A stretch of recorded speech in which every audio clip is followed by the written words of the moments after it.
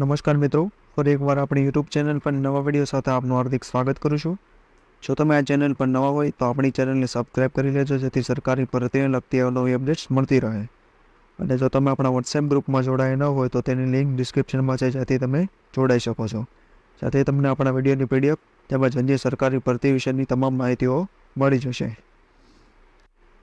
તો મિત્રો, આજના વિડીયોમાં જેમ બાલવાટિકા તેમજ પ્રાથમિક માધ્યમિક વિભાગ માટે માત્ર પીટીસી અથવા બીએડ પર જે કાયમી ધોરણે શિક્ષકોની ભરતી આવેલી છે અને આ ભરતી માટે ટેટ કે ટાટ પાસ હોવું જરૂરી નથી.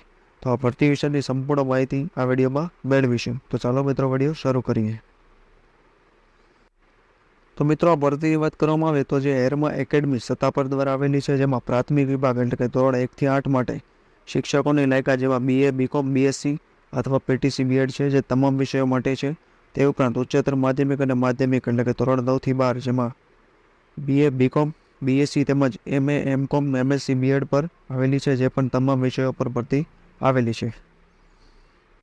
તે ઉપરાંત અન્ય પણ વિવિધ ભરતીઓ આવેલી છે, જેમાં તમને લાગુ પડતી હોય તે મુજબની લાયકાત અને અન્ય માહિતી આપેલી છે, જે તમે જોઈ શકો છો.